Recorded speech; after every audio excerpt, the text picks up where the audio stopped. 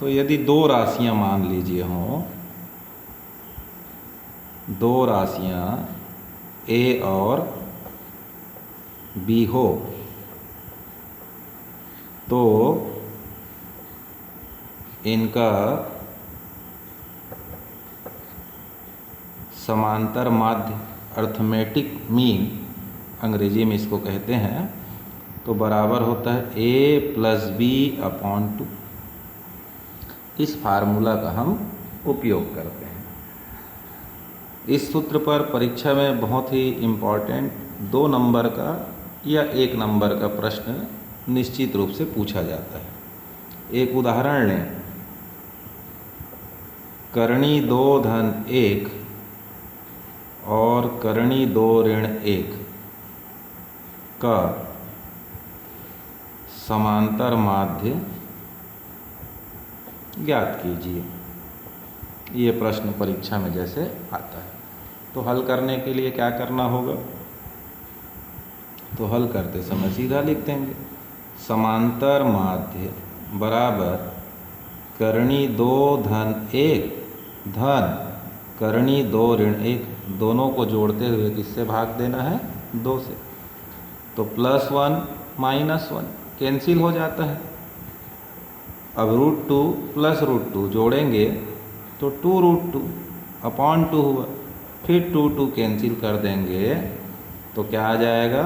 √2। तो हमारा आंसर मिल जाता है √2।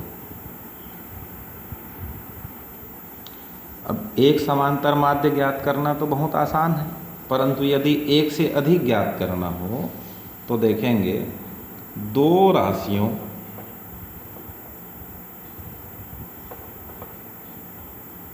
a और b के बीच n समांतर माध्य ज्ञात कीजिए।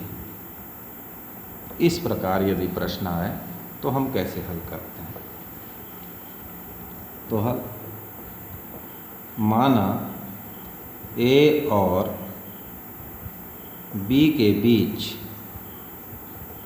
n समांतर माध्य a1 a2 a3 dash dash dash an है।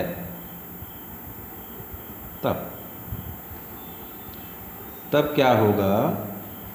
चूंकि समांतर माध्य a और b के बीच में कितना सारा a1 a2 a3 dash dash dash an, ठीक। n कुछ भी हो सकता है, 4 5 6 10 20 100 50। तब क्या होता है? ये पहली राशि a को लिख दें, उसके बाद a1 a2 a3 dash dash dash an b। इस प्रकार से लिखने पर जो प्राप्त हुआ है वो क्या होगा? तो वो एक समांतर श्रेणी होगा। अब इस समांतर श्रेणी की विशेषता क्या है? तो यहाँ पर प्रथम पद क्या है? वो स्मॉल a है। अंतिम पद क्या हो जाएगा? तो वो स्मॉल b हुआ। कुल पद कितने होंगे? तो बीच में a और b के बीच में अपने पास n है और 2 और बढ़ गया, तो कुल पदों की संख्या हो जाएगा स्मॉल n + 2। मान लीजिए इस n का मान थोड़ी देर के लिए 5 हो जाता है, यानी a और b के बीच में हमको अगर 5 समांतर माध्य ज्ञात करना हो तो ये 5 पद ये हो जाएंगे और आजू बाजू का 2 मिलाकर के 5 × 2 बराबर क्या हो जाएगा? 7 हो जाएगा। तो कुल पद देख लिए n + 2 हुआ। अब हम लिख लेते हैं सूत्र। सूत्र क्या है हमारा? प्रथम पद धन कोष्टक में कुल पद ऋण 1 गुणित सार्वांतर बराबर होता है अंतिम पद। पिछले वीडियो में हमने इसको ऐसा लिखा था, a धन n-1 गुणित d बराबर n। तो ये सांकेतिक में था और इसी को मैंने यहाँ पर अभी शब्दों में लिखा है। प्रथम पद धन कोष्टक में कुल पद ऋण 1 गुणित सार्वांतर बराबर अंतिम पद। अब यहाँ पर प्रथम पद हमारे प्रश्न में क्या मिला है? a। कुल पद n-2 ऋण 1 और सार्वंतर को सामान्यतः हम किससे रिप्रेजेंट करते हैं? d से।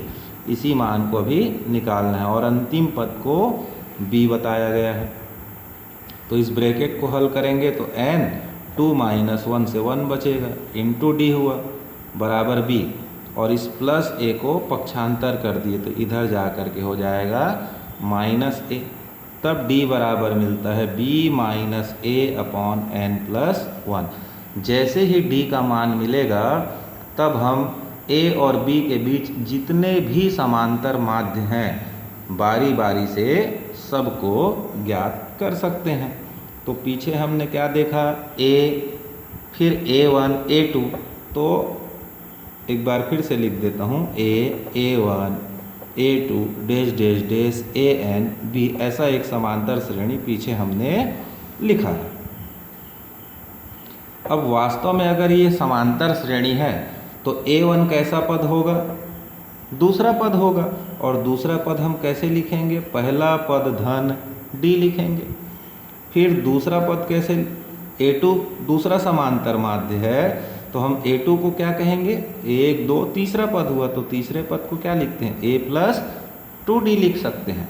इसी प्रकार से a3 a4 an, तो an को लिखेंगे तो ये n+1वां पद है, तो इसके लिए हमारा फार्मूला क्या बन जाएगा? a धन nd। अब चूंकि हमने d का मान निकाल लिया है तो हमारा पहला समांतर माध्य a1 बराबर हो जाएगा a धन b - a/n-1। अब इसको और आगे सरल कर सकते हैं सुविधानुसार प्रश्न में, और इसी के साथ अंतिम पद को देखते हैं तो a धन n गुणित b - a/n-1 हो जाता है। लास्ट वाले को थोड़ा हल करते हैं तो लघुत्तम हो जाएगा n+1, तिर्यक गुणा करेंगे तो an धन a, इसका तिर्यक गुणा करेंगे तो nb ऋण an कट जाएगा तो हमारे पास आएगा a धन bn/n-1। तो ये जो हमने a और b के बीच में n समांतर मध्य पद ज्ञात किया उसके सभी पद इन सूत्रों में मान रख करके निकाल देंगे। a1 का मान इस प्रकार, a2 का निकालना होगा तो यहाँ लिखेंगे a+2 ब्रैकेट में b - a/n+1 और इसको हल करते जाएंगे। तो इस प्रकार से दो राशियों के बीच हम एक से अधिक समांतर माध्य ज्ञात कर सकते हैं। अब हम अध्याय 4 के प्रश्नावली 2 के प्रश्नों को यहाँ पर हल करेंगे। तो ये आपके सामने अध्याय 4 के प्रश्नावली 2 के 6 प्रश्न इधर दिखाई दे रहे हैं। इसको नोट कर लीजिए, स्क्रीनशॉट कर लीजिए या, और 7वां 8वां 2 प्रश्न यहाँ दिखाई दे रहा है। मैं आज केवल 1 या 2 प्रश्न यहाँ पर हल करूँगा, शेष प्रश्न को फिर अगले कालखंड में हम यहाँ हल करेंगे। तो प्रश्नावली 2 का दूसरा प्रश्न है x वर्ग धन 3xy और y वर्ग ऋण 3xy का समांतर माध्य ज्ञात कीजिए। तो यहाँ लिखेंगे x वर्ग धन 3xy और y वर्ग ऋण 3xy का समांतर माध्य। ठीक, अब बराबर का चिन्ह लगा करके क्या लिखना है? पहला पद धन दूसरा पद, तो x वर्ग धन 3xy y वर्ग ऋण 3xy बटे हो जाएगा 2। फिर देखते हैं ये धन 3xy ऋण 3xy आपस में कट जाएगा तो बचा क्या? x का वर्ग धन y का वर्ग बटे 2। चूँकि ये अलग अलग चर राशि हैं इसलिए इनको आपस में हम जोड़ नहीं पाएंगे, इसलिए यहीं पर ये आंसर हो जाएगा। फिर लेते हैं 5वें नंबर का प्रश्न। 5वां प्रश्न में कहा गया है ऋण 4 और 10 के बीच 6 पद निवेश करते हुए समांतर श्रेणी का निर्माण कीजिए। तो माना ऋण 4 और 10 के बीच 6 समांतर माध्य A1 A2 A3 A4 A5 A6 है, 6 पद हमको लेना है इनके बीच में। तब क्या होगा, ऋण 4 A1 A2 A3 A4 A5 A6 6 समांतर श्रेणी में हो जाएगा। इसी समांतर श्रेणी को हमको उत्तर के रूप में लिखना होगा। कब, जब हम A1 A2 A3 A5 A6 सबको ज्ञात कर लेंगे। अब यहाँ पर क्या देखेंगे कि सबसे पहला पद यानी प्रथम पद क्या है, ऋण 4। 6 को हम क्या कहेंगे, अंतिम पद। और कुल पद कितने हो जाएंगे, तो ऋण 4 और 6 के बीच में 6 समांतर माध्य माना गया है। तो 6 ये हुए और आजू बाजू का एक एक मिला करके जोड़ लेंगे तो कुल पदों की संख्या क्या हो जाएगी, 8। अब हमको D बस ज्ञात करना होगा। तो D ज्ञात करने के लिए हम nवां पद वाला सूत्र इस्तेमाल करेंगे। सूत्र A धन n-1 गुणित D बराबर L।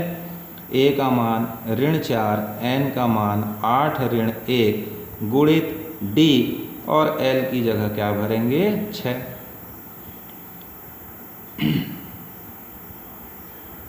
तो यहाँ पर थोड़ा सा मिस्टेक हो गया था, मैं 6 लिख दिया था। ऋण 4 और 10 के बीच माने हैं, तो हमारा पहला पद ऋण 4 होगा और अंतिम पद क्या होगा, 10। तो L का मान क्या रखेंगे, 10 रखेंगे जी। तो ये हुआ 8 में 1 गया 7D बराबर 10 और ऋण 4 का पक्षांतर करेंगे तो हो जाएगा धन 4। तो 7D बराबर 10 धन 4 14, तो 14/7 तो आ गया 2। जैसे ही D का मान आता है हम सभी राशियों को या समांतर माध्यों को ज्ञात कर सकते हैं। तो A1 बराबर क्या लिखेंगे, A धन D, दूसरा पद है। तो A का मान ऋण 4 है और D का मान 2 आया है। ऋण 4 में 2 गया तो ऋण 2 आ गया। A2 A प्लस 2D लिखेंगे। तो A का मान ऋण 4, 2 गुणित 2 तो ऋण 4 धन 4, तो इसका मान क्या आ जाएगा, 0। A3 तो A प्लस 3D ऋण 4 3 गुणित 2 तो ऋण 4 और 3 दूनी 6, तो 6 में 4 जाएगा धन 2। फिर निकालेंगे A4 तो A धन 4D बराबर ऋण 4 धन 4 गुणित 2 तो ऋण 4 और 4 दूनी 8, 8 में 4 गया 4। फिर निकालते हैं A5 तो A धन 5D ऋण 4 5 गुणित 2 बराबर ऋण 4 धन 10 और 10 में 4 गया 6 आ जाएगा। एक पद हमको और निकालना है, A6 तो ये हो जाएगा A धन 6D तो A का मान ऋण 4 6 गुणित 2 ऋण 4 6 दूनी 12, 12 में 4 गया 8। इस प्रकार से A1 A2 A3 करते हुए A6 तक निकाल लिए। अब प्रश्न में बोला था कि इसको निवेश करते हुए समांतर श्रेणी लिखिए, इसलिए समांतर श्रेणी लिखेंगे तो क्या होगा, ऋण 4 फिर क्या आया था ऋण 2, फिर क्या आया था A2 में 0, फिर A3 में आया था 2, फिर A4 में आया 4, A5 में आया था 6 और A6 में आया है 8 और अंतिम पद था 10। तो इस प्रकार से हमने ऋण 4 और 10 के बीच में 6 पद ऋण 2 0 2 4 6 8 का निवेश किया, जिससे हमारा समांतर श्रेणी यहाँ पर बन जाता है।